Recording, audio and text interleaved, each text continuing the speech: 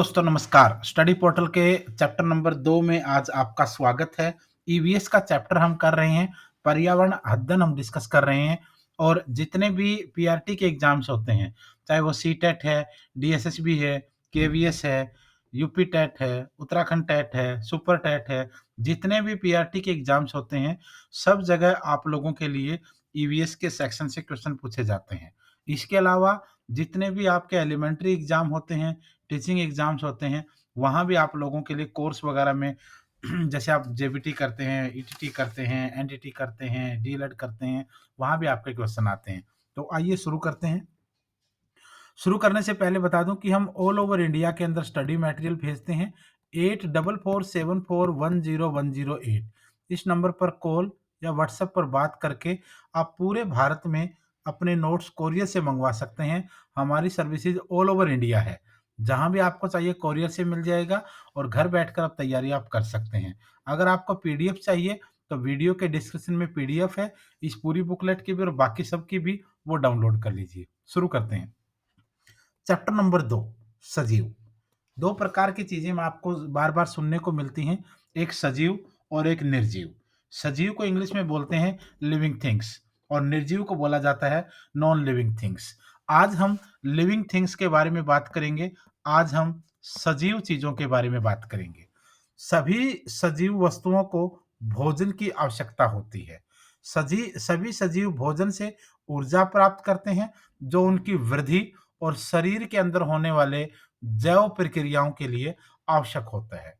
पौधे प्रकाश संश्लेषण यानी फोटोसिंथेसिस द्वारा स्वयं भोजन बनाते हैं, परंतु जंतु या प्राणी ऐसा नहीं करते हैं और वो अपना भोजन वे प्रत्यक्ष या अप्रत्यक्ष रूप से पौधों से प्राप्त करते हैं। कुछ जंतु दूसरे जंतुओं को खाते हैं, जबकि कुछ जंतु पौधे और जंतुओं दोनों को खाते हैं। अब देखिए, अगर इस क्वेश्चन में आप देखेंगे तो बहुत कुछ छुपा हुआ है। सबसे पहले इसने बताया कि सभी सजीव जो है वो भोजन से एनर्जी लेते हैं और वही एनर्जी उनकी वृद्धि और शरीर के अंदर होने वाले जैव प्रक्रियाओं के लिए ज़रूरी होती है।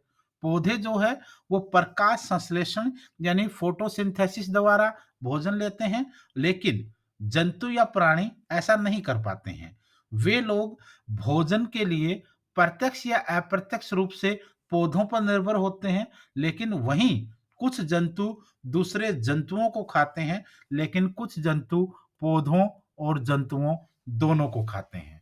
दूसरा क्वेश्चन आपके सामने, ये मैं पूरा चैप्टर कवर कर रहा हूँ, फिर एमसीक्यू देखेंगे हम जो आपके मल्टी चॉइस क्वेश्चन होंगे। दूसरा, सभी सजीव श्वसन करते हैं। सभी सजीव श्वसन प्रक्रिया के द्वारा ही भोजन से ऊर्जा प्राप्त करते हैं। श्वसन जिसको आप लोग रेस्पिरेशन बोलते हो, कई बार इंग्लिश वाले बच्चों के लिए वर्ड मुश्किल हो जाते हैं। श्वसन को आप लोग इंग्लिश में रेस्पिरेशन बोलते हो। सभी सजीव श्वसन प्रक्रिया यानी रेस्पिरेशन प्रोसेस के द्वारा ही भोजन से ऊर्जा प्राप्त करते हैं। सांस लेना श्वसन प्रक्रिया का ही एक भाग होता है। यानी जो आप सांस लेते हो वो भी श्वसन प्रक्रिया यानी रेस्पिरेशन प्रोसेस का ही एक हिस्सा होता है। परंतु जब सांस लेते हैं जंतु जंतु जब सांस लेते हैं तब ऑक्सीजन गैस अंदर ले जाते हैं और जब सांस छोड़ते हैं तब कार्बन डाइऑक्साइड CO2 गैस बाहर निकालते हैं। ऑक्सीजन भोजन से ऊर्जा प्राप्त करने में मदद करता है। एक वयस्क मनुष्य 1 मिनट में 15 से 18 बार सांस लेता है और छोड़ता है। ये डाटा भी आपको याद रखना है। यानी जितने भी जंतु हैं वो सब सांस लेते हैं तो ऑक्सीजन को अपने अंदर लेते हैं और जब सांस छोड़ते हैं तो कार्बन डाइऑक्साइड के रूप में छोड़ते हैं। ऑक्सीजन जो है वो भोजन से ऊर्जा प्राप्त करने में मदद करता है, ये भी याद रखना है। और एक हेल्दी जो मनुष्य है वो 1 मिनट में 15 से 18 बार सांस लेता और छोड़ता है। गैसों के आदान-प्रदान की क्रिया सभी वस्तुओं में एक जैसी नहीं होती। याद रखना, गैसों का जो आदान-प्रदान है, वो प्रोसेस सभी जंतुओं में एक जैसी नहीं होती है। भिन्न-भिन्न जंतुओं में अलग-अलग अंगों के द्वारा गैसों का आदान-प्रदान होता है। यानी अलग-अलग जंतु अलग-अलग जगह से सांस को छोड़ना और लेना करते हैं। इधर हम जंतुओं की लिस्ट बनाते हैं, इधर हम श्वास अंग यानी सांस लेने वाले जो अंग हैं, उनकी बात करते हैं। जैसे मनुष्य है, शेर है, गाय है, सांप है, छिपकली है, पक्षी है, ईटीसी। ये कुछ ऐसे जंतु इन्होंने एग्जाम्पल के रूप में रखे हैं। ये फेफड़ों के द्वारा फेफड़ों के द्वारा यानी लंग्स के द्वारा सांस लेते हैं और छोड़ते हैं। फेफड़ों के द्वारा सांस लेते हैं और छोड़ते हैं यानी लंग्स के द्वारा। फेफड़े को दूसरा नाम फुफ्फुस भी बोला जाता है। और इनमें कौन से आते हैं? मनुष्य आ गया, शेर है, गाय है, सांप है, छिपकली है, पक्षी है, और भी बहुत सारे हैं, बट यहाँ हमने सिर्फ एक एग्जाम्पल सेट किया है। सेकंड नंबर पे आता है मक्खी, कॉकरोच और कुछ अन्य कीट। ये वातक यानी ट्रैकिया के द्वारा सांस लेते और छोड़ते हैं। तीसरे नंबर पर आता है भाई केचुआ। केचुआ केचुआ सांस लेता और छोड़ता है त्वचा के द्वारा। अपनी त्वचा से केचुआ सांस लेने और छोड़ने का काम करता है। त्वचा को आप लोग स्किन कहेंगे। फिर नाम आता है मेंढक का। मेंढक जो है वो फेफड़े और त्वचा दोनों से ये काम करता है। जो रेस्पिरेशन प्रोसेस है मेंढक की, वो फेफड़े और त्वचा दोनों के माध्यम से है। फिर नाम आता है ऑक्टोपस, मछली। ये गिल यानी क्लोम के द्वारा ये काम करते हैं। फिर आता है व्हेल मछली, डॉल्फिन मछली। ये फेफड़े, नासाद्वार, वात छिद्र यानी नाक की नली के द्वारा, फेफड़ों के द्वारा, वात छिद्र के द्वारा सभी जगह से ये प्रोसेस अपनाते हैं। ये जंतु समय-समय पर समुद्र से बाहर आते हैं ताकि स्वच्छ वायु ले सके। ये व्हेल, डॉल्फिन इनके बारे में ये कह रहे हैं। पौधों में गैस का आदान-प्रदान मुख्य रूप से पत्तियों के द्वारा होता है। जो लीव्स होती हैं, पौधों में गैसों का आदान-प्रदान मुख्य रूप से पत्तियों के द्वारा होता है। पत्तियों में उपस्थित सूक्ष्म रंध्रों पत्तियों में जो मौजूद होते हैं सूक्ष्म रंध्र, जिनको आप लोग माइक्रोस्कोपिक पोर्स बोलते हो। इनको क्या बोलोगे आप लोग? Micro microscopic microscopic pores. Microscopic pores होते हैं पौधों के अंदर। जो सूक्ष्म रंध्र होते हैं, छोटे छोटे जो पोर होते हैं। पौधे जो हैं वह पत्तियों में उपस्थित सूक्ष्म रंध्रों के द्वारा ऑक्सीजन उनके अंदर जाती है और कार्बन डाइऑक्साइड बाहर आती है। यानी पौधों का जो सांस लेने और छोड़ने का जो प्रोसेस है, वो उनकी पत्तियों में मौजूद माइक्रोस्कोपिक पोर्स यानी सूक्ष्म रंध्रों के द्वारा होता है। परंतु प्रकाश संश्लेषण प्रक्रिया में पौधे कार्बन डाइऑक्साइड डाइऑक्साइड गैस अंदर लेते हैं। अब देखिए, जो प्रकाश संश्लेषण प्रक्रिया है, जिसको आप लोग फोटोसिंथेसिस प्रोसेस बोलते हो, उसमें पौधे कार्बन डाइऑक्साइड गैस अंदर लेते हैं और ऑक्सीजन गैस बाहर छोड़ते हैं। पौधों में प्रकाश संश्लेषण केवल दिन में होता है, जबकि श्वसन क्रिया रात दिन चलती रहती है। प्रकृति में पौधे ऑक्सीजन का सबसे बड़ा स्रोत या मेन सोर्स माने जाते हैं। फिर बात आती है, क्या सभी सजीवों में उत्सर्जन होता है? क्या सभी सजीवों में उत्सर्जन होता है? जिसको उत्सर्जन को आप लोग एक्सीरेट बोलते हो। उत्सर्जन एक्सीरेट बोलते हो। भोजन से ऊर्जा प्राप्त करने की प्रक्रिया के दौरान सजीवों में कुछ अवशिष्ट पदार्थ उत्पन्न हो जाते हैं। जब भोजन से आप ऊर्जा प्राप्त करते हैं, तो उस प्रोसेस के अंदर जितने भी लिविंग थिंग्स हैं, उनमें कुछ अवशिष्ट पदार्थ उत्पन्न हो जाते हैं, जो जिनको आप लोग अनवांटेड आइटम्स सामान बोलेंगे, पदार्थ बोलेंगे, जो सजीवों के लिए हानिकारक होते हैं। अतः इन अवशिष्ट पदार्थों का सजीवों के शरीर से निकलना बहुत आवश्यक होता है। जिस प्रक्रिया के द्वारा सजीव अपने शरीर से अपशिष्ट पदार्थों को बाहर निकालते हैं, उसे उत्सर्जन कहा जाता है, एक्सीरेट कहा जाता है। यानी जब भी सजीव जो जितने भी लिविंग थिंग्स हैं, जब वो भोजन प्राप्त करते हैं और उनसे ऊर्जा ग्रहण करते हैं, तो उस प्रोसेस के दौरान कुछ अपशिष्ट पदार्थ उनके शरीर में जमा हो जाते हैं और उनका निकलना बहुत आवश्यक होता है। अदरवाइज बहुत ज़्यादा नुकसान होगा और वो चीज़ें जीवित नहीं रह पाएँगी। तो इसलिए उस निकलने की प्रोसेस को आप लोग उत्सर्जन कहेंगे, एक्सीरेट कहेंगे। जैसे मनुष्य है, खाना खाएगा, खाने से उसको ऊर्जा मिलेगी, लेकिन जो अपशिष्ट पदार्थ हैं, उनको मल-मूत्र के द्वारा बाहर निकाला जाता है। ध्यान रखें इस चीज़ को। जंतुओं में अपशिष्ट पदार्थों का उत्सर्जन मुख्य रूप से मूत्र एवं मल के रूप में होता है। जंतुओं में मुख्य उत्सर्जन अंग वृक्क होता है। जंतुओं में मुख्य उत्सर्जन अंग जो है वो वृक्क होता है, जिसको आप लोग क्या कहेंगे? किडनी कहेंगे। जिसको आप लोग किडनी कहते हैं। जंतु अपने श्वास अंगों के द्वारा भी अपशिष्ट गैसों को बाहर निकाल देते हैं। मनुष्य का जो पसीना है, जिसको स्वेट बोलते हैं। मनुष्य का पसीना भी एक प्रकार का अपशिष्ट पदार्थ है, जो वह अपनी त्वचा के द्वारा बाहर निकालता है। पक्षी जो होते हैं, वो बीट के द्वारा रूप में अपशिष्ट पदार्थ बाहर निकालते हैं। पौधों में भी हानिकारक पदार्थ उत्पन्न होते हैं। पौधे इन अपशिष्ट पदार्थों को या तो स्राव के रूप में बाहर निकाल देते हैं, या फिर इन पदार्थों को ऐसे भाग में इकट्ठा कर लेते हैं जिससे उनको हानि ना पहुंचे। ये क्वेश्चन ऐसे पूछा जाएगा कि पौधे अपने अवशिष्ट पदार्थों को कैसे बाहर निकालते हैं? स्राव के द्वारा बाहर निकालते हैं। स्राव के द्वारा बाहर निकालते हैं, या फिर उनको ऐसी जगह इकट्ठा कर लेते हैं जिससे पौधों को हानि नहीं हो। अगली क्वेश्चन पूछ रहा है ये कि सभी सजीव उद्दीपन के प्रति अनुक्रिया करते हैं? क्या सभी सजीव उद्दीपन के प्रति अनुक्रिया करते हैं? हमारे आसपास होने वाले परिवर्तन जो किसी सजीव को प्रतिक्रिया करने के लिए प्रेरित करते हैं, उसे उद्दीपन कहते हैं।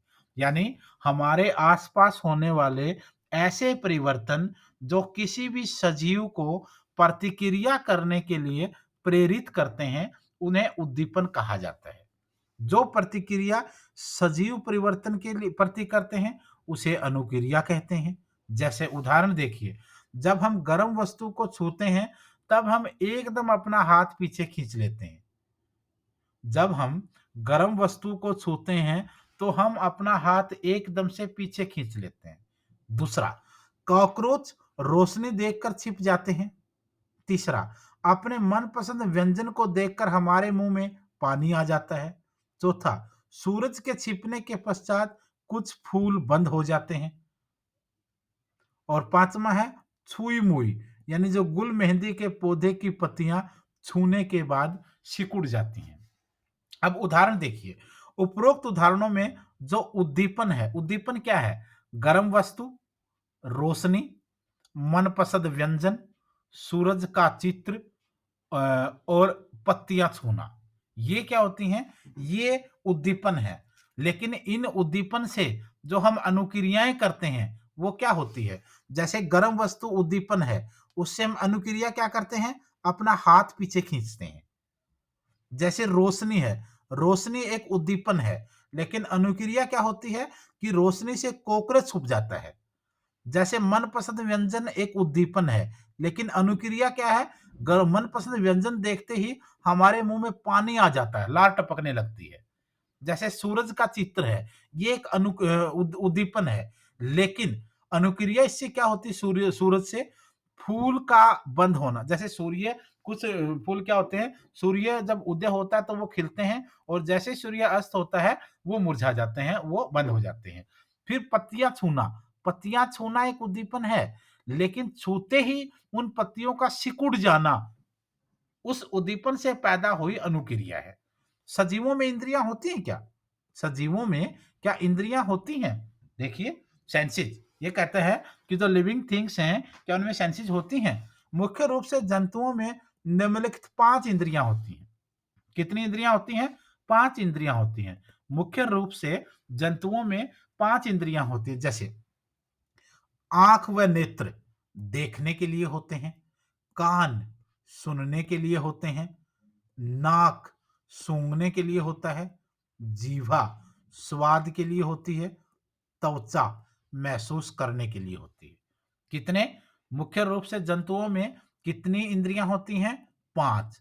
आंख देखने के लिए, कान सुनने के लिए, नाक सूंघने के लिए, जीभ स्वाद के लिए और स्किन यानी त्वचा महसूस करने के लिए। विभिन्न जंतु अपने इंद्रियों का प्रयोग विभिन्न कार्य के लिए करते हैं। कैसे? किन-किन कार्यों के लिए करते हैं? देख लेते हैं। चींटियाँ अपने समूह की चींटियों को उनके द्वारा छोड़ी गई गंध से पहचान लेती है। जो चींटियाँ हैं, जो उनका ग्रुप होता है, अगर उनमें से कुछ चींटियाँ बिछड़ जाएँ, तो समूह की जो ग्रुप की जो चींटियाँ हैं, वो उनके द्वारा छोड़ी गई गंध यानी स्मेल से उनको पहचान लेती हैं। कुछ कीड़े-मकोड़े अपनी मादा कीड़े को उनकी गंध से पहचान लेते हैं, जैसे उदाहरण के रूप में रेशम का कीड़ा है। कुछ पक्षी जैसे बाज, गिद्ध और चील, जिनकी दृष्टि मनुष्य से 4 गुना ज़्यादा होती है, अपने शिकार को दूर से देख लेते हैं। पक्षी एक ही वक्त में 2 अलग-अलग चीज़ों को देख लेते हैं, क्योंकि इनके सिर के दोनों तरफ आँख होती हैं, परंतु इनकी आँखों की पुतली घूम नहीं सकती, इसलिए अपनी गर्दन को घुमाकर अपने आस-पास देखते हैं। कुछ जानवरों के कान बाहर दिखाई देते हैं, परंतु कुछ के नहीं। हाथी अपने कान से सुनने के अलावा हवा भी कर सकता है। देखा ना आपने? गर्दन हिला के देखो अपनी एक बार। साँप सुन नहीं सकता, परंतु जमीन पर हुए कंपन को महसूस करता है। मच्छर हमारे शरीर की गंध और तलवे की गर्मी से हमें अंधेरे में भी ढूंढ लेता है, और ढूंढ नहीं बल्कि काट भी लेता है। कुछ जानवर अपने मल मूत्र की गंध के द्वारा अपने क्षेत्र को पहचान लेते हैं, जैसे कुत्ता, बाघ, शेर। उसके बाद मेंढक, छिपकली आदि जीव अपने शिकार को पकड़ने के लिए अपनी जीभ का प्रयोग करते हैं। फिर हम बात करते हैं रात्रिचर। रात्रिचर वो होते हैं जो रात में जगते हैं। जानवर एवं पक्षी केवल सफेद और काला रंग ही देख पाते हैं, जैसे उल्लू, रैकून आदि। सभी सजीव गति करते हैं क्या? जंतुओं में गति दिखाई देती है, क्योंकि वे एक स्थान से दूसरे स्थान तक जाते हैं। जंतुओं में चलने का ढंग अलग होता है। कुछ जंतु चलते हैं, जैसे मनुष्य, शेर, कुत्ता, बिल्ली आदि। इन जानवरों में अलग-अलग गतियों के लिए उनकी अस्थियों में अनेक प्रकार की संधियाँ होती हैं। मनुष्य में पाई जाने वाली कुछ संधियों की हम बात करते हैं। मनुष्य में पाई जाने वाली कुछ संधियाँ एक बार यहाँ देख लेते हैं। जैसे कंदुक खल्लिका संधि।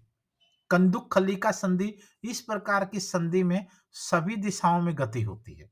यह संधि कंधे एवं कुल्ले में पाई जाती है। दूसरा है हिंज कब्जा संधि। इस प्रकार की संधि में एक ही दिशा में गति होती है। यह संधि कोहनी एवं घुटने में पाई जाती है। आपको देखा हो ना, कोहनी या घुटना एक ही तरफ बंद और ओपन, बंद और खुल सकता है, क्योंकि कोहनी को और घुटने को आप लोग सीधा करोगे, फिर एक दिशा में मोड़ोगे, लेकिन ऐसा नहीं है कि आप दोनों दिशा में मोड़ोगे, दूसरी तरफ मोड़ने की कोशिश करोगे तो क्या हो जाएगा? टूट जाएगा। तीसरा है अचल संधि। अचल संधि इस प्रकार की संधि में कोई गति नहीं होती है, यह हमारे सिर में पाई जाती है। चौथा है धुराग्र यानी खूंटी संधि। इस प्रकार की संधि में ऊपर नीचे, दाएं बाएं, आगे पीछे की गति होती है। यह संधि हमारे सिर और गर्दन को जोड़ती है। संधि जहां दो या दो से अधिक अस्थियां यानी हड्डियां आपस में जुड़ती हैं, उस जगह को संधि कहते हैं। उस जगह को क्या कहते हैं? उस जगह को आप लोग संधि कहते हैं। उल्लू काफी हद तक अपनी गर्दन को पीछे तक घुमा सकता है। कुछ जंतु रेंगते हैं, जैसे केंचुआ, सांप आदि। केंचुआ पेशियों एवं सूख की मदद से रेंगता है, और सांप पेशियों यानी छल्लों की मदद से रेंगता है। च पेशियों और बल्ले की मदद से भी रेंगता है। फिर है कुछ जंतु उड़ते हैं, जैसे पक्षी अपने पंखों की मदद से उड़ते हैं, परंतु जो शुतुरमुर्ग है और एमू पक्षी है, ये उड़ते नहीं हैं, लेकिन ये काफ़ी तेज़ गति से भाग सकते हैं। कौन से ये क्वेश्चन पूछा जाता है बार-बार भई कि कौन से पक्षी हैं जो उड़ नहीं सकते, लेकिन भाग सकते हैं बहुत तेज़? शुतुरमुर्ग और एमू, ये उड़ नहीं सकते यानी उड़ते नहीं हैं, लेकिन तेज़ गति से भागते हैं। कुछ जंतु तैरते हैं, जैसे मछली, बत्तख। मछली अपने धारा रेखीय शारीरिक आकृति के कारण तैरती है। बत्तख अपने जाल युक्त पांदा गोलियों के कारण तैरती है। मेंढक भी पांदा गोलियों के कारण तैरता है। कुछ जंतु फुदकते हैं, जैसे मेंढक। कुछ जंतु चलते भी हैं, चढ़ते भी हैं और उड़ते भी हैं, जैसे कॉकरोच। भाई याद रखना, कॉकरोच। कॉकरोच चढ़ता भी है, उड़ता भी है और चलता चलते भी हैं। पौधे भूमि में स्थिर रहते हैं, परंतु उनमें पत्तियों का हिलना, फूलों का खिलना या बंद होना, उद्दीपनों के प्रति अनुक्रिया दिखाना उनमें गति को दर्शाता है। सजीवों में क्या प्रजनन होता है? जिससे प्रक्रिया के द्वारा सजीव अपने समान संतान पैदा करते हैं, उसे प्रजनन कहते हैं। जिस प्रक्रिया के द्वारा जो लिविंग थिंग्स हैं, जो सजीव चीजें हैं, वो अपने ही समान संतान पैदा करती हैं, उसको प्रजनन कहा जाता है। वे जंतु जिनके शरीर पर बाल होते हैं एवं जिनके कान दिखाई देते हैं, वह बच्चों को जन्म देते हैं। वो जंतु जिनके शरीर पर बाल होते हैं एवं जिनके कान दिखाई देते हैं, वह बच्चों को जन्म देते हैं। इन जंतुओं को जरायूज कहते हैं।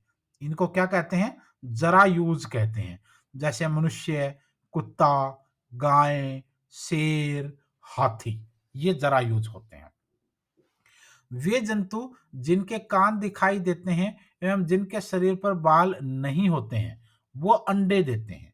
इन जंतुओं को अंडपरजक कहा जाता है, जैसे पक्षी, मेंढक, बत्तख, मछली आदि आदि। चमगादड़, व्हेल मछली और सील मछली बच्चों को जन्म देती हैं। जो बच्चों को जन्म देते हैं और दूध पिलाते हैं, उन्हें स्तनधारी भी कहा जाता है।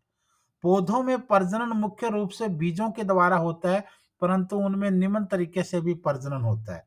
कलम के द्वारा, जैसे गुलाब में। कलिका के द्वारा, जैसे आलू में। पत्ती के द्वारा, जैसे ब्रायोफिल्म पत्थर चट्टा। जड़ के द्वारा, जैसे शकरकंद और मूली वगैरह ये होते हैं। सजीवों में वृद्धि होती है। सजीवों में वृद्धि होती है। सजीवों में एक निश्चित आयु तक लगातार ग्रोथ होती है, वृद्धि होती है। हम देखते हैं कि एक नवजात शिशु वयस्क हो जाता है, एक छोटा पौधा पेड़ बन जाता है। सजीवों की मृत्यु कैसे होती है? एक निश्चित आयु के बाद सजीव जो है वो मर जाते हैं। अब हम देखते हैं इस चैप्टर से बनने वाले क्वेश्चन को। दोस्तों, चैप्टर नंबर जो 2 है पर्यावरण का, जिसको आप लोग सजीव कहेंगे, जिसको लिविंग थिंग्स कहेंगे, उसके हम क्वेश्चन देखने की कोशिश करेंगे कि कितने इंपॉर्टेंट क्वेश्चन इसके होते हैं और कहाँ-कहाँ एग्जाम में बार-बार पूछे जाते हैं। सबसे पहला क्वेश्चन है, निम्न में से कौन-सी वस्तु सजीव नहीं है? ये पूछ रहा है कि सजीव कौन-सी वस्तु नहीं है? वृक्ष सजीव है, फूल सजीव है, मशरूम सजीव है, तो बादल जो है वो सजीव नहीं है। डी आंसर आ जाएगा। क्वेश्चन नंबर 2, सभी सजीवों को प्रत्यक्ष या अप्रत्यक्ष रूप से भोजन कहाँ से मिलता है? सभी सजीवों को प्रत्यक्ष या अप्रत्यक्ष रूप से जो भोजन मिलता है, वो कहाँ से मिलता है? पौधों से मिलता है, और कोई ऑप्शन नहीं है। यहीं से आपको भोजन प्राप्त होता है। तीसरा क्वेश्चन है, एक वयस्क मनुष्य 1 मिनट में कितनी बार सांस लेता और छोड़ता है? ये हमने चैप्टर में भी देखा। अगर आपने चैप्टर पूरा नहीं देखा है, तो एक बार फिर जाके देख लीजिए। एक वयस्क मनुष्य 1 मिनट में 15 से 18 बार सांस लेता और छोड़ता है। क्वेश्चन नंबर 4, छिपकली में श्वसन अंग कौन सा होता है? सभी जंतुओं के श्वसन अंगों की हमने बात की है। अलग अलग जंतुओं के अलग अलग श्वसन अंग होते हैं, लेकिन यहाँ छिपकली की बात आई है, तो छिपकली का श्वसन अंग होता है फेफड़ा, लंग्स। क्वेश्चन नंबर 5, पौधों में गैसों का आदान प्रदान कैसे होता है?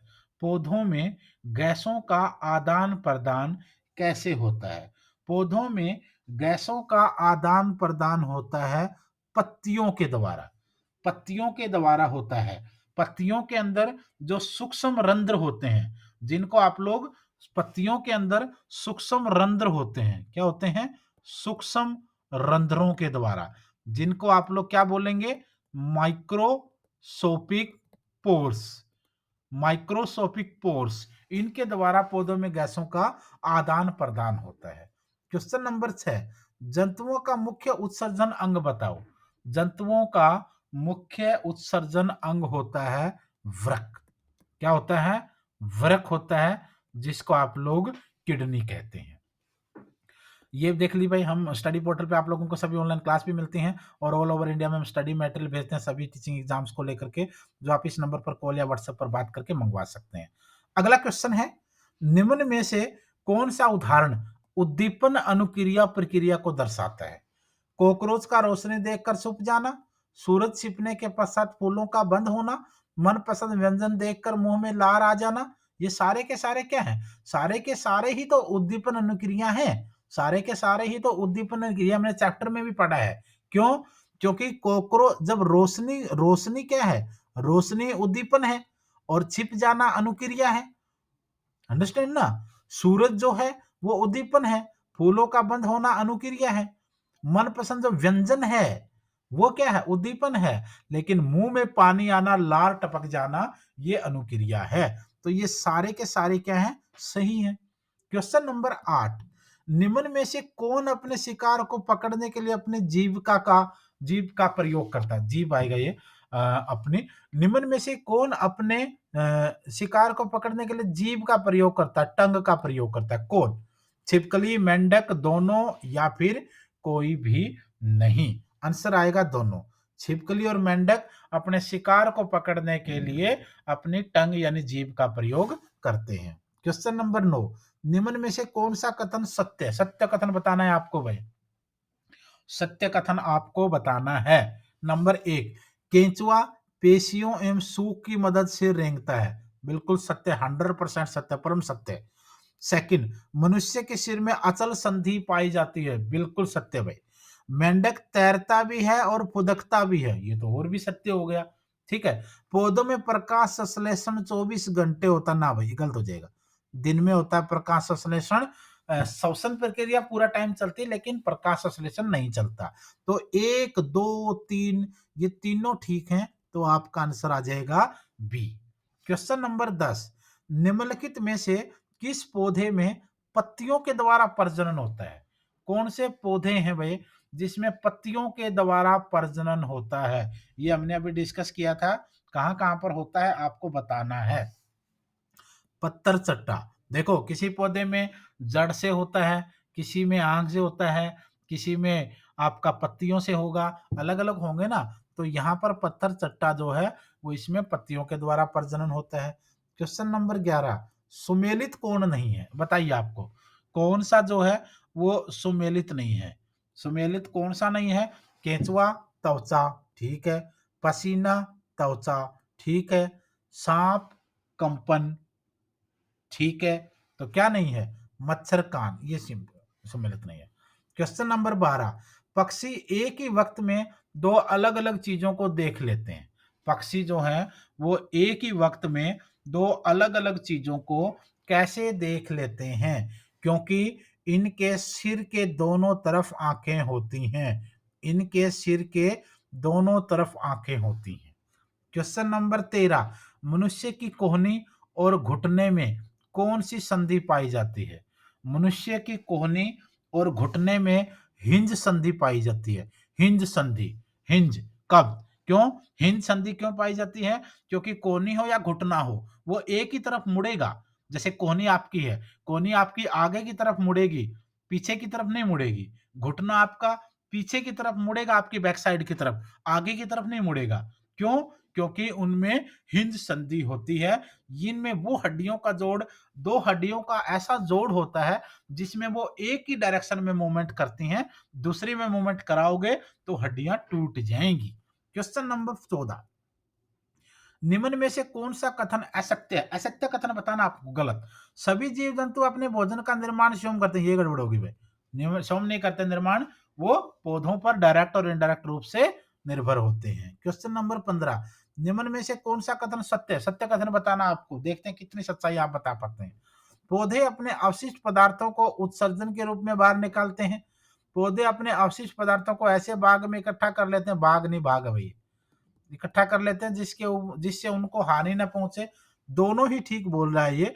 वो उत्सर्जन से निकालते भी हैं और कुछ ऐसे भाग में भी इकट्ठा कर लेते हैं जहाँ से उनको नुकसान ना हो, बट नुकसान के लिए तो होती समस्या। क्वेश्चन नंबर 16, बाज और चील जैसे पक्षी अपने शिकार को दूर से देख लेते हैं। क्यों देख लेते हैं? क्योंकि उनकी दृष्टि मनुष्य से 4 गुना तेज होती है। इसी वजह से तो देख लेते हैं। क्वेश्चन नंबर आपका 17, यदि हम पक्षियों का अवलोकन करते हैं तो हम ये पाते हैं कि अधिकांश पक्षी अपनी गर्दन अपनी गर्दन अत्यधिक हिलाते हैं। इसका कारण आपको बताना है। इसके नेत्र 2 भिन्न-भिन्न जंतु वस्तुओं को एक ही समय पर फ़ोकस कर सकते हैं। नंबर 2, अधिकांश पक्षियों के नेत्र स्थिर होते हैं और घूम नहीं सकते, जिसकी वजह से क्योंकि उनकी जो आँखें होती हैं, जो पुतलियाँ होती हैं ना, वो स्थिर होती हैं, घूमती नहीं हैं। हमारी पुतलियाँ घूमती हैं, इसलिए हम बिना गर्दन हिलाए इधर-उधर की चीज़ें देख लेते हैं। लेकिन पक्षियों में ऐसा नहीं होता है, तो उनको इधर-उधर देखने के लिए क्या करना पड़ेगा? अपनी पूरी गर्दन घुमानी पड़ेगी। पूरी गर्दन को उनको घुमाना पड़ेगा। क्वेश्चन नंबर 18, नीचे दिए गए सभी जानवरों में निम्न में से कौन-सी विशेषता पाई जाती है? कौन-सी विशेषता पाई जाती है? नंबर 1, छिपकली, गौरैया, कछुआ, साँप ये अंडे देते हैं, भई ये एक विशेषता है इनमें सब में। क्वेश्चन नंबर 19, निम्नलिखित पक्षियों में से कौन काफ़ी हद तक अपनी गर्दन को पीछे तक घुमा सकता है? अपनी गर्दन को काफ़ी हद तक पीछे कौन घुमा सकता है? उल्लू ये काम कर सकता है भई। क्वेश्चन नंबर 20, कुछ पक्षी अपनी तुलना में 4 गुना अधिक दूरी तक देख सकते हैं। ये हमने अभी डिस्कस किया, लेकिन आपको पेयर बनाना है कौन से वो होते हैं, इन्होंने इकट्ठे कर रखे हैं। चील, बाज, गिद्ध, ए ऑप्शन ठीक रहेगा। क्वेश्चन नंबर 21, कुछ जानवर रात में जागते हैं। यह जानवर हर चीज को जिन रंगों में देखते हैं, रात को जागने वाले जानवर हर चीज को 2 ही रंगों में देखते हैं। वो या तो काला देखते हैं या सफेद देखते हैं।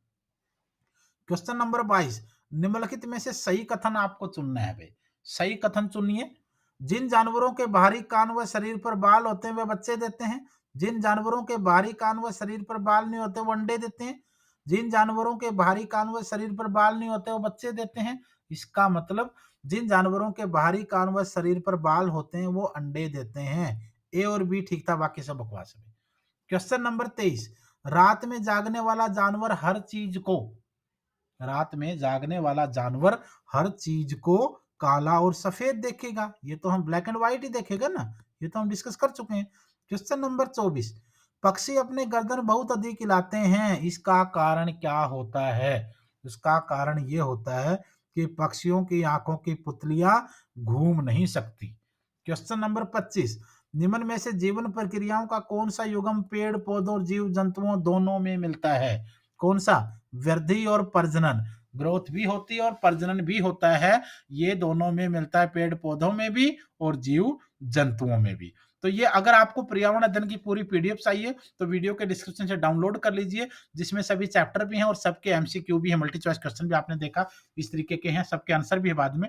और इसके अलावा अगर आप ऑल ओवर इंडिया में कहीं से भी हैं और किसी भी टीचिंग एग्जाम की तैयारी कर रहे हैं तो 8447410108 ये हमारा व्हाट्सएप और कॉलिंग नंबर है। हम ऑल ओवर इंडिया के अंदर नोट्स कोरियर के द्वारा भेजते हैं। आप पूरे भारत में कहीं भी हो, आप अपने घर बैठकर स्टडी कर सकते हैं। हमारा स्टडी मटेरियल की सुविधाएं पूरे भारत में स्पीड पोस्ट और कोरियर से हैं। CTET, DSSB, KVS, NVS, UP TET, super TET, UGC NET सभी एग्जाम के नोट्स अवेलेबल हैं। फटाफट ऑर्डर कीजिए और आने वाले एग्जाम के लिए तैयारी में जुट जाइए। धन्यवाद।